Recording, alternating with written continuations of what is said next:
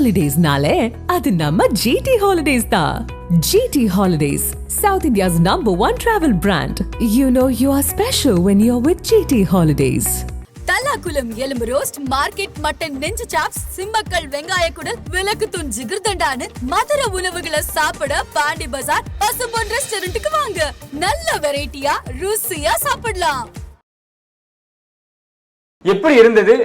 நிறைய படங்கள் ரிலீஸுக்கு இருந்தது. மெட்ராஸ்காரன், மதகஜராஜா, கேம் சேஞ்சர். மெட்ராஸ்காரனும் நேசிப்பாயாவையும் அந்த அந்த அதில் விட்டுரு, அந்த லிஸ்ட்டில் விட்டுரு.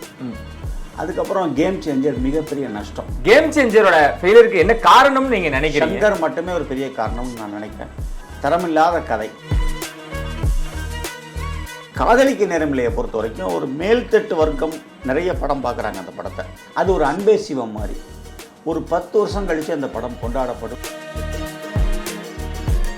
மதகஜராஜா ஆஃப்டர் 12 இயர்ஸ் ரொம்ப ஹெவி ஸ்ட்ரகிளுக்கு அப்புறம் வந்தது. அது ஒரு மிக ப்ராஃபிட்டான படம். நேற்று வரைக்கும் 46 கோடி ரூபா கிராஸ்.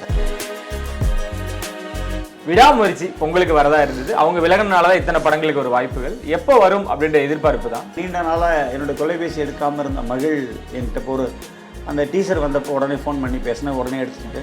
ட்ரெய்லர் வந்தப்போ பேசினா உடனே எடுத்துட்டாரு. சரி, என்னோடய போர்ஷனில் நான் முடிச்சு கொடுத்துட்டேன். சென்சார் வரைக்கும் நான் பண்ணி கொடுத்துட்டேன். So my portion is over. ஒரு கணக்கு ஒன்று விட்டுருக்காங்க சார், வாரிசு படத்தில் எவ்வளோ வசூல் அப்படின்றது. ஆல்ரெடி நீங்கள் நிறைய இடங்களை பதிவு பண்ணியிருக்கீங்க. சொல்கிறேன், தமிழ்நாடு அளவில் துணிவு படத்தை விட 5 to 10% வாரிசு கலெக்ஷன் தான். கோட் படத்தப்பதான் நீங்க சொன்னீங்கன்னு நினைக்கிறேன். விஜய் இன்னொரு படம் பண்ணணும், விஜய் ஒரு படம் வருஷத்துக்கு ஒரு படமாவது பண்ணணும் அப்படின்ற ஒரு விஷயம் தான் இப்பவும் சொல்றேன். அவர் அரசியலுக்கு போனாலும் சரி, வெற்றி அடைந்தாலும் சரி, இல்லாவிட்டாலும் சரி, வருஷத்துக்கு அவர் ஒரு படம் கொடுக்கணும். 70 வாய்ப்புகள் அதிகமா இருக்கு அப்படின்னும் 2-3 நாட்களா அதிகமா பேசப்படுது. மகிழ்ச்சி. யார் இயக்கணும் அப்படின்னு ஒரு கேள்வி இருக்குல்ல சார்? அந்த ப்ரொடியூசர்ஸ் டிசைட் பண்ண வேண்டிய விஷயம். பட் என்னுடைய சைஸ் ஆக்கல. முக்கிய நிலை உடனுக்குடன் கொஞ்சம் வேலையை தெரிஞ்சுக்கல. ஆதன் சிலை டவுன் பண்ணுங்க, டிஸ்கிரிப்ஷன் லிங்க் இருக்கு. ஆதன் சினிமா நேயர்கள் அனைவருக்கும் ஒரு பெரிய வணக்கம் அண்ட் வெல்கம் டு ஷோ. இன்னைக்கு நம்ம கூட திருச்சி ஸ்ரீதர் சார் இணைஞ்சிருக்காங்க. வழக்கம் போல நிறைய விஷயங்கள் பேச போறோம். வணக்கம் சார். வணக்கம் முரளி. எப்படி இருக்கீங்க சார்? நல்லா இருக்கேன் முரளி. பொங்கல் வந்து இந்த 2025 எதிர்பார்ப்புகள் அப்படின்னு 2024 எண்ட்ல பேசிட்டு இருந்தோம். 2025 துவங்கிருச்சு. பொங்கல் ரிலீஸ் எப்படி இருந்தது? நிறைய படங்கள் ரிலீஸுக்கு இருந்தது. மெட்ராஸ்காரன், மதகஜராஜா, கேம் சேஞ்சர். மெட்ராஸ்காரனும் நேசிப்பாயாவையும் அந்த அந்த அதில் விட்டுரு, அந்த லிஸ்ட்டில் விட்டுரு. அதுக்கப்புறம் கேம் சேஞ்சர் மிகப்பெரிய நஷ்டம். அந்த படம் வாங்கின விநியோகஸ்தரோட ரொம்ப ரொம்ப ரொம்ப நெருங்கிய நண்பர். அவருக்கு ஒரு 75% நட்டம் வரும். வணங்கான பொறுத்த வரைக்கும் நோ லாஸ் நோ கெயின். அது வந்து ஒரு 5 to 6 கோடி ரூபா தமிழ்நாட்டில் ஷேர் வரும், அவ்வளோதான். மற்ற உலக வியாபாரம்லாம் எனக்கு தெரியாது. காதலிக்க நேரமில்லையை பொறுத்த வரைக்கும் ஒரு மேல்தட்டு வர்க்கம் நிறைய படம் பார்க்குறாங்க அந்த படத்தை. அது ஒரு அன்பே சிவம் மாதிரி. ஒரு 10 வருஷம் கழித்து அந்த படம் கொண்டாடப்படும்னு என்னோடய ஒரு தனிப்பட்ட ஒரு அபிப்பிராயம். இன்னொரு படம் வந்து அந்த மதகஜராஜா ஆஃப்டர் 12 இயர்ஸ் ரொம்ப ஹெவி ஸ்ட்ரகிளுக்கு அப்புறம் வந்தது. அது ஒரு மிக ப்ராஃபிட்டான படம். நேற்று வரைக்கும் 46 கோடி ரூபா கிராஸ் ஆயிருக்கு. இதுதான் பொங்கல் நிலவரம். பொங்கல் நிலவரம். காதலிக்க நேரமில்லை அப்படின்னு வரும்பொழுது அந்த படம் வந்தனால மற்ற படங்களுக்கு ஸ்கிரீனிங் குறைச்சதோ இல்லை வந்து வேற ஏதாவது அழுத்தமோ அந்த மாதிரி ஏதாவது விஷயங்கள் ஏற்படல. அந்த படம் ரொம்ப செலக்டிவாக மால்ஸ் அண்ட் மல்டிப்ளெக்ஸஸ் தான் கான்சன்ட்ரேட் பண்ணி போட்டிருக்காங்க. மால்ஸ் அண்ட் மல்டிப்ளெக்ஸஸில் எல்லாமே ஒரு 3 ஸ்க்ரீன் 4 ஸ்க்ரீன் இருக்கும். அதில் ஒரு ஸ்க்ரீன் காதலிக்க நேரமில்லை, ஒரு ஸ்க்ரீன் மதகஜராஜா, மற்ற படங்களுக்கு ஒரு ஸ்க்ரீன் 2 ஸ்க்ரீன் கிடைக்கும். ஸோ எங்கேயும் அந்த அழுத்தம்லாம் கிடையாது. ஓகே, கேம் சேஞ்சரோட ஃபெயிலியருக்கு என்ன காரணம்னு நீங்கள் நினைக்கிறீங்க? சங்கர் மட்டுமே ஒரு பெரிய காரணம்னு நான் நினைக்கிறேன். தரமில்லாத கதை. அதாவது எதுக்கு இவ்வளோ செலவு பண்ணார்? இந்த சாங்கெல்லாம் ரொம்ப ஒரு மாதிரி ஒரு வேஸ்ட்டோட உச்சக்கட்டம், வேஸ்ட் டு த கோர். அதை ஏன் அவர் இப்படி பண்ணாருன்னு எனக்கு தெரியல. அதே சங்கர் சார் தான் முதல்வன் வந்து எவ்வளவோ பெரிய பெரிய ஒரு அவ்வளோ அற்புதமான அந்த ஜென்டில்மேன்லாம் அவர் தான் நான் பார்த்து ரசித்த படங்கள். அந்த படங்கள்லாம் அது அந்த இந்தியன் பார்ட் 1 எல்லாம் வந்து நான் ரொம்ப ஒரு கவிதை மாதிரி இருக்கும் அந்த படமெல்லாம். அந்த கஸ்தூரி ஒரு சாங் ஒன்று வரும், அந்த அவங்க அப்பா ஃபேமிலியோடு சேர்ந்து, அதெல்லாம் அவ்வளோ ரசித்த. பட் அந்த சங்கர் எங்கே போனார்னு எனக்கு தெரியல. ஏன் இவ்வளவு மோசமான ஒரு திரைக்கதை? அதாவது கிட்டத்தட்ட ஆல்மோஸ்ட் எல்லாமே பார்த்த சீன், ஒரு சீன் கூட புதுசு இல்லை. ரெண்டாவது எலெக்ஷன் கமிஷனருக்கு அப்படி என்ன பவர்ஸ் இருக்குன்னு நானும் ஆஸ் ஏ லாயர் கான்ஸ்டியூஷன்லாம் தேடிக்கிடி பார்த்தேன். ஒன்றும் அப்படி ஒன்றும் டிஎன் சேஷன் இருந்தபோது கொஞ்சம் பவர்ஃபுல்லாக இருந்தது, வேறு ஒன்றும் பெருசாக ஒன்றும் இல்லை. இதை வந்து கிட்டத்தட்ட வந்து ஒரு 90% தென்னவனுங்கிற படத்தில் விஜயகாந்த் சார் வந்து அந்த டைரக்டரோட பண்ணிட்டார். ஸோ அதெல்லாம் ஒன்றும் பெருசாக இருக்கிற மாதிரி தெரியல. ஏன் இப்படி ஒன்றுமே இல்லாத கதைக்கு இவ்வளோ பெரிய ஒரு செலவு, இவ்வளோ பெரிய ஒரு இதெல்லாம் பண்ணாருன்னு தெரியல. அதனால் அந்த படம் தோல்விக்கு சங்கர் சார் ஒரு மிகப்பெரிய காரணம்ன்றது நான் ரொம்ப அழுத்தமாக சொல்கிறேன். எனக்கு எந்த பயமும் இல்லை, யாருக்கும் பயப்பட வேண்டிய அவசியமும் எனக்கு இல்லை. இந்தியன் 2-ஆ இருக்கட்டும், இப்போ வந்து கேம் சேஞ்சராக இருக்கட்டும், அடுத்தடுத்து கொஞ்சம் சரிவுகளை சந்திச்சுக்கிட்டு இருக்காரு சங்கர் அவர்கள். ஓகே, இது இந்தியன் 3ல பிரதிபலிக்குமா சார்? கண்டிப்பாக பிரதிபலிக்காது. நான் உங்கள்கிட்ட எல்லாம் பல முறை பல சேனல்களில் சொல்லியிருக்கேன், தொடர்ந்து ஒரு படமோ 2 படமோ ஜெயிச்சதுனால ஒருத்தர் பெரிய ஆளாகவும் ஆகிட முடியாது. ஒரு படமோ 2 படமோ தோற்றதுனால ஒருத்தர் வந்து அவரோட கேரியரை ஓவர்னெல்லாம் சொல்லிட முடியாது. எல்லாமே மாறும். மாற்றம் ஒன்று தான் மாற்றம் இல்லாதது. நாளைக்கு இந்தியன் 3 ஜெயிக்கலாம், அதுக்கப்புறம் வரக்கூடிய சப்சிக்வெண்ட்டாக வரக்கூடிய சங்கர் படம் ஜெயிக்கலாம், ஜெயிக்காதுன்னு சொல்ல முடியாது. எல்லாருமே தோல்வி படங்களை கொடுத்தவங்க தான். ரஜினி சார்லேருந்து, கமல் சார்லேருந்து, விஜய்லேருந்து, அஜித்லேருந்து எல்லா, இப்போ பிரபாஸ்கே வந்து ஒரு 4 படம் டோட்டலாக எல்லாமே ஃபெயிலியர் தான். பட் பாகுபலி வந்து ஒரு மிகப்பெரிய ஹிட்டு. அது மாதிரி எல்லாருக்கும் மாறி மாறி வரும். அந்தந்த கண்டென்ட் உட்காந்து அந்த படம் பார்க்குற ஆடியன்ஸுக்கும் அந்த கண்டென்ட்டுக்கும் ஒரு கனெக்டிவிட்டி கிடச்சி போச்சுன்னா அந்த படம் 100 days, இல்லைன்னா அந்த படம் ஒரு வாரத்தில் வேலை முடிஞ்சு போயிடும். ஓகே, மதகஜராஜா படம் நீங்கள் பார்த்தீங்களா? எப்படி இருந்தது? ஏன் இந்த 1 yearக்கு முன்னாடி அந்த படம் பார்த்துட்டேன். 1 yearக்கு முன்னாடி? ஆமாம், அது வேற ஒரு பிஸ்னஸ்க்காக அந்த படம் பார்த்தேன். இப்போ ரீசெண்டாக ரிலீஸுக்கும் அன்னைக்கு பேரளம் விஸ்வலட்சுமின்னு ரொம்ப நாளாக நான் ஒரு 25 வருஷமாக போகாத ஒரு தேட்டர், நண்பர் தேட்டர். என்னுடைய நண்பர் இயக்குனர் சுசீந்திரனோட பிரதர் சரவணன் ஒருத்தர் இருக்கார். அவர் அந்த இடத்த வாங்கி, தேட்டரை வாங்கி, அதை கிட்டத்தட்ட ஒரு பெரிய பொருள் செலவில் ரெனோவேஷன் பண்ணியிருக்கிறாரு. சரி, அங்கே என்னுடைய கோம்பல் அப்படிங்கிற என்னுடைய ஒரு ஊர், அது ஆக்சுவலாக அதுக்கு பக்கத்தில் அங்கே இருக்குது. அதில் பார்க்கலான்னு சொல்லிவிட்டு அதில் போனேன். தியேட்டருமே ரொம்ப நல்லா இருந்துச்சு, படமும் ரொம்ப பிடிச்சிருந்தது. அதாவது ரொம்ப லாஜிக்கெல்லாம் நம்ம பார்க்கக்கூடாது. ஒரு மாதிரி நம்ம உட்காந்து படம் பார்க்குற அந்த 2 மணி நேரம் 20 நிமிஷத்துக்கு ஒரு மாதிரி என்டர்டெயின்மெண்ட்டாக போகுதா அப்படிங்கிற மட்டும்தான் பார்க்கணும். Santhanam ton well. ரெண்டாவது அந்த பீரியடில் வரலட்சுமி, விஷாலுக்கெல்லாம் ஒரு நல்ல கெமிஸ்ட்ரி இருந்தது. அந்த கெமிஸ்ட்ரி நல்லா ஒர்க் அவுட் ஆகிருக்குங்கிறது படத்துலேயே பார்த்தாலே நல்லா தெரியுது. இந்த வெற்றி ஒரு வருஷத்துக்கு முன்னாடி நீங்கள் கணிச்சிட்டீங்க?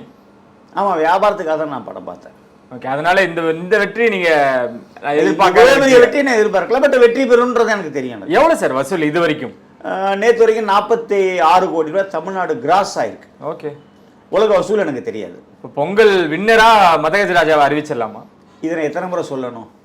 அப்போ அவங்க தான் இல்லை, எத்தனை முறை சொல்லணும்னு நீ எதிர்பார்க்குற? இல்லை, பொங்கலோட வின்னர் ஓவராலா கேட்குறேன் சார். வணங்கனா வந்த 6-7 படத்தில் பொங்கல் வின்னர் வந்து விஷால் அண்டு சுந்தர் சி கூட்டணி தான். சரி, விடாமுயற்சி பொங்கலுக்கு வரதா இருந்தது. அவங்க விலகினால தான் இத்தனை படங்களுக்கு ஒரு வாய்ப்புகள் எப்போ வரும் அப்படின்ற எதிர்பார்ப்பு தான். இதனாலேயே வந்து வீரதீரசூரனா இருக்கும், ரெட்ரோவா இருக்கட்டும், இந்த மாதிரியான படங்கள் தள்ளி போச்சு. February 6 படம் ரிலீஸ் ஆக போகுது. எந்த அளவுக்கு எதிர்பார்ப்பு இருக்கு நீங்க நினைக்கிறீங்க? ஏன்னா இந்த படம் நல்ல எதிர்பார்ப்பு தான் எல்லாருக்கும் எக்ஸ்பெக்ட் பண்றாங்க. ரெண்டாவது, ரொம்ப நீண்ட நாளாக என்னோட தொலைபேசி எடுக்காமல் இருந்த மகிழ் என்கிட்ட ஒரு அந்த டீசர் வந்தப்போ உடனே ஃபோன் பண்ணி பேசினா உடனே எடுத்துட்டாரு. ட்ரெய்லர் வந்தப்போ பேசினா உடனே எடுத்துட்டாரு. சார், என்னோடய போர்ஷனில் நான் முடிச்சு கொடுத்துட்டேன், சென்சார் வரைக்கும் நான் பண்ணி கொடுத்துட்டேன். ஸோ மை போர்ஷன் இஸ் ஓவர்னு சொல்லி சொன்னார். என்ன ரிலீஸ் மற்ற இதெல்லாம் அதான் எனக்கு தெரியாது சார், அவங்க ப்ரொடக்ஷன் சைடு தான் தெரியும்னு சொல்லி சொன்னார். ப்ரொடக்ஷன் சைடு மற்ற நண்பர்கள் விசாரித்த பொழுது அந்த படத்தில் பேரமௌண்ட் பிக்சர்ஸ்க்கு இருந்த பிரச்சனைகள் தீர்க்கப்பட்டது. அதில் அவங்க மேஜர் போர்ஷன் பேமெண்ட்டு கொடுத்துட்டாங்க. மிச்சம் கொஞ்சம் பேலன்ஸ் பேமெண்ட்டை February 2 அவங்க கொடுத்துட்றாங்க. So I think every thing will be cleared. Kerala கூட இன்னைக்கு காலையில் நம்ம கோகுலம் பிக்சர்ஸ் அவங்க கோபாலன் சார் படம் பண்ணியிருக்கிறாரு. ஸோ தமிழ்நாடு ரெட் ஜெயண்ட் அவங்க ஆட்டோமேட்டிக்காக நல்ல ரிலீஸு. தமிழ்நாடு அளவு ஒரு 700 to 800 ஸ்க்ரீன்ஸ்குள்ளே ஏதோ ஒரு நம்பர் விழுகும். அது ஓரளவுக்கு எல்லாமே கிளியர் ரிலீஸாக தான் இருக்கும்னு நான் நினைக்கிறேன். சோலோவாக வரப்போகிறாங்க சார். அப்பயும் இந்த 700-800 தானே, அந்த 1000 அந்த மாதிரியான விஷயங்கள். ஏன்னா பல முறை சொல்லியிருக்கேனே முரளி, ஒரு ஊரில் 2 அல்லது 3 தேட்டர் இருந்ததுன்னா 3 தேட்டரில் இந்த படத்தை போட மாட்டாங்க.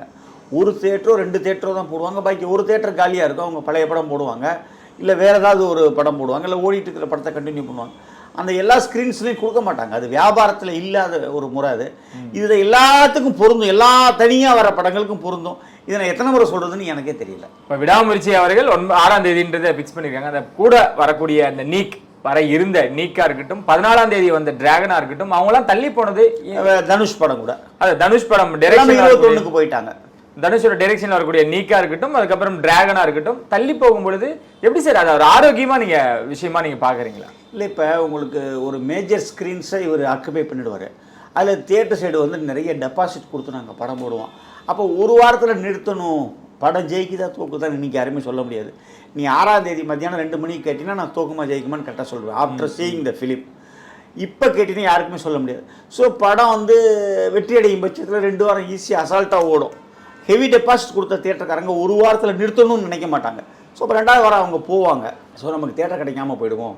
அந்த காரணத்தினால தான் தனுஷ் படம், அந்த பிரதீப் ரங்கநாதன் படம்லாம் ஒரு வாரம் அவங்க எக்ஸ்ட்ரா தள்ளி போகிறாங்க. ஓகே, அவங்களோட படத்தோட வியாபாரத்துக்காகவும் மரியாதை நிமித்தமாகவும் தான் படம் தள்ளி போகுது. மரியாதை நிமித்தமே இல்லை, வியாபாரம்.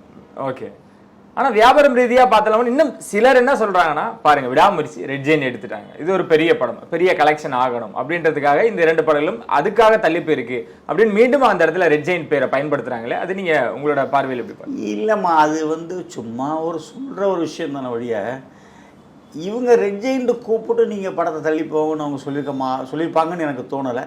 அவங்களாவே, ஏன்னா அவங்களுக்கு தியேட்டர் கிடைக்கிறதுல சிக்கல், வசூலில் சிக்கல், அதனால அவங்க தள்ளி போயிட்டா ஃப்ரீயாக வந்துடலாமேன்னு நினைப்பாங்க. இதான் விஷயம், வேறு ஒன்றுமே. சமீபத்தில் கேம் சேஞ்சர் ப்ரொடியூசர் அப்படி தான் சொல்லணும். இவ்வளோ நாளாக வாரிசு ப்ரொடியூசராக இருந்தார், கேம் சேஞ்சர் ப்ரொடியூசராக மாறிட்டார். 450 கோடிக்கு மேலே இந்த படத்தில் நான் இன்வெஸ்ட்மெண்ட் பண்ணியிருக்கேன் அப்படின்ட்டு. லாபம் எவ்வளோ அப்படின்றது இன்னும் அவங்க சைட்லேருந்து அஃபிஷியலாக வரல அப்படின்னாலும் அவங்க ப்ரொடியூசர் சைட்லேருந்து நிறைய ரைடில் நம்ம பார்க்கப்படுறோம். அதில் ஒரு கணக்கு ஒன்று விட்டுருக்காங்க சார், வாரிசு படத்தில் எவ்வளோ வசூல் அப்படின்றது. ஆல்ரெடி நீங்கள் நிறைய இடங்களை பதிவு பண்ணியிருக்கீங்க. இப்போ அதை அஃபிஷியலாகவே வரும் பொழுது இதுதான் அந்த படத்துக்கு உண்டான ஒரு நம்பர்ஸா இல்ல வந்து நஷ்டமா? எங்க அவங்க அபிஷியலா பதிவு பண்ணிருக்காங்க? கிராஸோட விஷயம் இவ்வளவுதான் அப்படின்றது அந்த ஐடி ரைட்ல இவங்க பதிவு பண்ணியிருக்கிறதா நிறைய தகவல்கள் வெளியே வந்துகிட்டு இருக்கு. உங்களுக்கு யாராவது இந்தியாவோட ஃபைனான்ஸ் மினிஸ்டர் சொன்னாங்களா? இந்தியாவோட இன்கம் டாக்ஸோட ஹையஸ்ட் அத்தாரிட்டி யாராவது சொல்லியிருக்காங்களா? அவங்க சைட்ல இருந்து சமூக வலைதளங்களை தானே போட்டிருக்காங்க. அவங்க சைட்ல இருந்து ரைடு பண்ணும் பொழுது இது எல்லாமே கணக்காட்டியிருக்காங்க அப்படின்றதான் சமூக வலைத்தளத்துல பதிவிட்டு இந்த மாதிரி ரைடுக்கு அப்புறம் தான் இந்த நம்பர்ஸை போட்டுக்கிட்டு இருக்காங்க. இப்போ நீங்க தான் இருக்க அப்புறம் நானும் தான் இருக்க போறேன். அஃபிஷியலாக இவங்க வருவாங்க, அந்த ஐடி செக்டார்லேருந்து ஒரு இது கொடுப்பாங்க, டீட்டெயில்ஸ் கொடுப்பாங்க, கொடுத்ததுக்கப்புறம் நம்ம பேசுவோம். ஆனால் அந்த படம் வந்து வசூல் கம்மி தான் அப்படிங்கிறதுல எனக்கு ஒன்றும் செகண்ட் ஒப்பீனியன் கிடையாது. பட் நீங்கள் சொல்கிற நம்பர்ஸ் எல்லாம் சரியாக தப்பான்னு எனக்கு தெரியலை. Let us wait and see. ஏன் இதை வாதமாக கொண்டு போகிறாங்கன்னா, அந்த சமயத்தில் ரிலீஸ் ஆகும்பொழுது முதல் நாள் வசூலில் அஜித் அவர்கள் தான் தமிழ்நாட்டு அளவில் வெற்றி பெற்றார். ஒரு ஷோ எக்ஸ்ட்ரா அவருக்கு இருந்தது, ஒரு ஷோ எக்ஸ்ட்ரா. அதனால ஓவரால் கலெக்ஷனில் பார்த்தீங்க அப்படின்னா ஒரு 5 to 10% விதத்தில் வாரிசு தான் ஓவராலாக கலெக்ட் பண்ணிச்சு. டிக்ளேர் பண்ணது யாரு? தியேட்டர் ஓனர்ஸும் பண்ணாங்க, நீங்களும் ஆல்சோ. ஸோ அதுதான் உண்மையா சார்? ஆனால் இது பார்க்கும் பொழுது வாரிசு சொல்கிறேன், தமிழ்நாடு அளவில் துணிவு படத்தை விட 5 to 10% வாரிசு கலெக்ஷன் தான் கூட.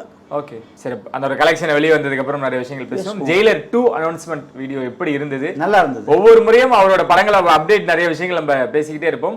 அந்த வகையில் கூலி ஒரு பக்கம் வேகமாக ஷூட் விறுவிறுப்பாக நடந்துட்டு இருந்தாலுமே கூட ஜெயிலர் 2 அனௌன்ஸ்மெண்ட் நிறைய விஷயங்களை எதிர்பார்ப்பு அதிகரிச்சிருக்கு. ஸோ அது எப்படி இருந்தது இந்த வயசுல? உள்ளபடியே நல்லா தான் இருந்துச்சு. அவருக்கு என்ன முடியுமோ அதை பண்ணியிருக்கிறாரு. 450 கோடின்றாங்க சார் படத்தோட பட்ஜெட் அப்படின்னு கேள்விப்படும் பொழுது.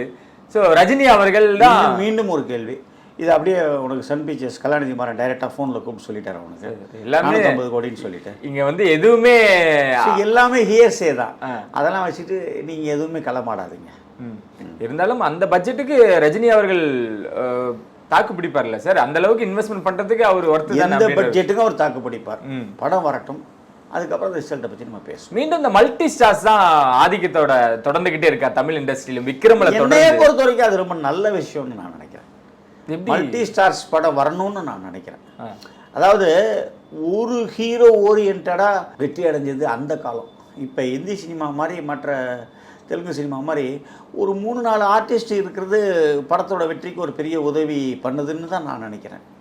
இப்போ ஜெயிலர்லாம் வந்து மோகன்லால் இருந்தார், அந்த கன்னடா ஆர்டிஸ்ட் சிவராஜ்குமார் இருந்தார். ஸோ அதெல்லாம் ஒரு பெரிய ப்ளஸ்ன்னு நான் நினைக்கிறேன். It is an added glamour. Good bad ugly versus Idli Kadai ரெண்டும் இன்னொரு முறையும் கன்ஃபார்ம் பண்ணியிருக்காங்க படம் ஒரே தேதியில் ரிலீஸ் ஆக போகுதுன்றத. இந்த படம் விடாமுயற்சி வரும்போது அவரோட டைரக்ஷனில் வர படம் தள்ளி போச்சு. ஆனால் இட்லி கடை ஸ்ட்ராங்காக வரும் அப்படின்றப்போ எப்படி சார் இருக்க போகுது? இது 2 பெரிய படங்கள் அந்த ஒரு வரும்பொழுது எப்பவுமே கம்பேர் பண்ணி நிறைய கேள்விகள் முன்வைப்பாங்க. நான் இப்பயே அட்வான்ஸாக கேட்டுறேன், இந்த 2 படங்களோட போட்டி எப்படி இருக்க போகுது? நான் ஏப்ரல் மாதம் 2ஆம் தேதி சொல்கிறேன். ஓகே, ஆனால் அப்போ தான் அது வருமா வராதுன்றது கன்ஃபார்மாக தெரியும். ஏன் சார் விடாமுயற்சி தள்ளி போனதுனால அது அந்த மாதிரியான சினிமாவில் எது வேணாலும் நடக்கலாம். T69 தளபதியோட 69வது படம் ஓடிடியில் பிசினஸ் ஆகல. ஆனால் தமிழ்நாடு ரைட்ஸ் யார் வாங்கியிருக்காங்கன்ற நம்மளுக்கு தெரியும். யார் வாங்கியிருக்கா? லலித் அவர்கள் வாங்கியிருக்காரு. தமிழ்நாடு ரைட்ஸ் வாங்கியிருக்காரு. ஓகே, என்ன அதில் உனக்கு என்ன பிரச்சனை? ஓடிடி இன்னும் பிசினஸ் ஆகலையே. படம் எப்போ ரிலீஸ் ஆக போகுது? படம் வந்து அக்டோபர் தான் ரிலீஸ் ஆகும். அதுக்குள்ளே பிசினஸ் ஆகிடும்.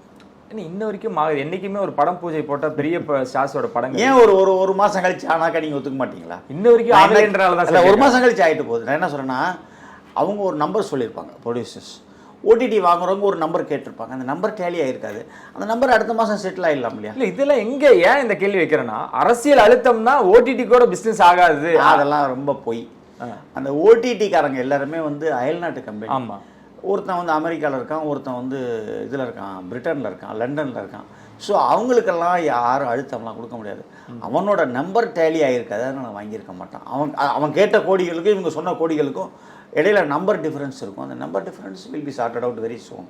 ஓகே, ஏன் இந்த எல்லாருமே இது அதிகமாக கேட்டுட்டு இருக்காங்கன்னா, இந்த குட் பேட் அக்லியா இருக்கட்டும், இந்த மாதிரியான படங்கள்லாம் படம் அனௌன்ஸ்மெண்ட் அப்பயே இல்லை வந்து ஷூட் போயிட்டு இருக்க அப்பயே பிஸ்னஸ் ஆயிடுச்சு பாருங்க, விஜய்க்கு வந்து பிஸ்னஸ் ஆகல, அவருக்கு ஒரு நெருக்கடிகள் இருக்கு, லாஸ்ட் டைம் கூட இன்னும் பிஸ்னஸ் ஆகாம இருக்கு அப்படின்றதான் எல்லாரோட பார்வையும். இல்லை, அதை நான் ஒரு பெருசாக எடுத்துக்கல. அது பிஸ்னஸ் எல்லாம் ஆகிடும், அதிலெல்லாம் ஒன்றுமே தொந்தரவே இருக்காது, ஒரு தொந்தரவு இருக்காது. அவங்க நம்பர்ஸ் அரைவ் ஆகிறதுக்கு கொஞ்சம் லேட்டாக, it will take some time. அந்த after the numbers are tallied, everything will be all right. GOAT படத்தப்பதான் நீங்க சொன்னீங்கன்னு நினைக்கிறேன், விஜய் இன்னொரு படம் பண்ணணும், விஜய் ஒரு படம் வருஷத்துக்கு ஒரு படமாவது பண்ணணும் அப்படின்ற ஒரு விஷயம் தான் இப்பவும் சொல்றேன். அவர் அரசியலுக்கு போனாலும் சரி, வெற்றி அடைந்தாலும் சரி, இல்லாவிட்டாலும் சரி, வருஷத்துக்கு அவர் ஒரு படம் கொடுக்கணும்னு சொல்லி என்னுடைய ஒரு அன்பு வேண்டுகோள் அன்பு தம்பி விஜய்க்கு நான் வைக்கிறேன். ஆனா மார்ச்சோட சீக்கிரமா முடிங்க, அதாவது இந்த T69 முடிங்க, என்னோட போர்ஷன்ஸ் முடிஞ்சிடணும் அப்படின்ற மாதிரியான விஷயங்கள் நம்ம இதுவும் சமூக வலைத்தளங்களை பார்க்கறதா. ஆனா 70 வாய்ப்புகள் அதிகமா இருக்கு அப்படின்னும் 2-3 நாட்களா அதிகமா பேசப்படுது. விஜய் அதுக்கு ஓகே சொல்லுவாரா? எனக்கு தெரியவில்லை. சொன்னாருன்னா உங்களோட மகிழ்ச்சி. யார் இயக்கணும் அப்படின்னு ஒரு கேள்வி இருக்குல்ல சார். மீண்டும் இந்த லோகேஷ் கனகராஜ் பெரிய பெரிய இயக்குநர்கள் பேரே வந்துகிட்டு இருக்கும் பொழுது அதுதான் பிசினஸா தான் அதுவும் இருக்க போகுதா? கடைசி படம் இந்த படத்துக்கு 275 கோடி, அதெல்லாம் அந்த ப்ரொடியூசர்ஸ் டிசைட் பண்ண வேண்டிய விஷயம். பட் என்னுடைய சாய்ஸ் அட்லி ஏன்னு தெரிஞ்சுக்கலாம். ஒரு வெற்றி பட இயக்குனர் ஜவான் மாதிரி ஒரு பெரிய நம்பர்ஸை கொடுப்பாரு அப்படின்ற நம்பிக்கை. ஆனால் ஜவான் வெற்றியை கொடுத்திருந்தாலுமே கூட தெரி படத்தை ஹிந்தியில் ரீமேக் பண்ணும்பொழுது அங்கேயும் அவருக்கு ஒரு சர்க்கிள் ஏற்படுது. இங்கிருந்து போன விக்ரம் வேதாவும் ஹிந்தியில் கொஞ்சம் சர்க்கிள் ஏற்படுது, சூரரை போற்றும். ஸோ எந்த இடத்துல நம்ம இண்டஸ்ட்ரியிலேருந்து அங்கே போயிட்டு நீங்கள் அதில் எல்லாருமே ஒரு விஷயத்தை ரொம்ப தெளிவாக பார்க்கணும். நம்ம தமிழ்நாட்டில் மிகப்பெரிய வெற்றி பெற்ற வீரபாண்டிய கட்டபொம்மனை போய் நீங்கள் தெலுங்குல ஹிந்தியிலே எடுத்தீங்கன்னா ஓடாது. வீரபாண்டிய கட்டபொம்மனுங்கிறவங்க ஒரு தமிழ் மன்னன். ஸோ நம்ம இதை எடுத்து நம்ம தமிழ் மரபு சார்ந்த ஒரு விஷயங்களை நம்ம வச்சு எடுப்போம். நம்ம அதே இப்போ நீங்கள் ஒரு சிரஞ்சீவி படம், ஒரு மன்னர் படம் ஒன்று இதில் வந்துச்சு, தெலுங்கில் வந்துச்சு, அங்கே அந்த படம் ஹிட்டு. பட் நம்ம ஊரில் அந்த படம் ஃபெயிலியர். ஸோ ஒரு கண்டென்ட் வந்து ஒரு ஏரியாவுக்கு ஒத்துக்கிறவங்க, தமிழ் ஒத்துக்கிறவங்க ஹிந்தி ஒத்துக்கிற மாட்டாங்க, ஹிந்தி ஒத்துக்கிறவங்க தெலுங்கு ஒத்துக்கிற மாட்டாங்க. So it is quite natural. Tamil இண்டஸ்ட்ரியில் அந்த பேன் இண்டியன் மூவி, அந்த பேன் இண்டியன் சக்ஸஸ் அப்படின்ற ஒரு விஷயம் இருக்குல்ல சார், யார் எதிர்பார்க்கல? அந்த கூலி, ஜெயிலர் 2 சம்திங் இந்த மாதிரி நம்ம சொல்லிக்கிட்டே போகலாம். அதர் இண்டஸ்ட்ரியிலிருந்து வரக்கூடிய புஷ்பா 2வா இருக்கட்டும், பாகுபலியா இருக்கட்டும், அந்த மாதிரியான படங்கள் பண்ணக்கூடிய விஷயங்களை, அந்த புஷ்பா 2 அல்லது பாகுபலி மாதிரி கண்டென்ட் தமிழில் எந்த இயக்குனர் எந்த ஹீரோ பண்ணுறாங்களோ அது பேன் இண்டியா ஃபிலிம். அது இன்னும் ஒரு ஏக்கமாவே இருந்துகிட்டே இருக்கு. எனக்கு கூட அந்த ஏக்கம் இருக்கு. 2025 தக் லைஃபா இருக்கட்டும், ரெட்ரோவா இருக்கட்டும், குட் பேட் அக்லியா இருக்கட்டும், இட்லி கடை, இந்த மாதிரி டிடி ரிட்டர்ன்ஸ் ஒரு ஃபேமிலி என்டர்டைன்மெண்ட் இவ்வளவு படங்கள் ரிலீஸுக்கு தயாராகிட்டு இருக்கு. உங்களுடைய எதிர்பார்ப்பு எந்த படம் நான் கேட்க வந்தேன்? எல்லா படமும் கண்டென்ட் ஓரியன்டா இருக்கக்கூடிய எல்லா படம், கண்டென்ட் ஓரியன்டா இருக்கக்கூடிய எல்லா படமும் வெற்றி அடையணும். தயாரிப்பாளர், விநியோகஸ்தர், திரையரங்கு உரிமையாளர்கள், ரசிகர்கள் அனைவருக்கும் திருப்திப்படுத்துற மாதிரி இருக்கணும்னு நான் எதிர்பார்க்கிறேன். சார் அப்படியே இருக்கணும் சார். ரொம்ப நன்றி சார், நிறைய விஷயங்கள் எங்களோட பகிர்ந்துக்கிட்டு. இன்னும் நிச்சயம் சந்திக்கிறேன். எடுப்பேன். நன்றி.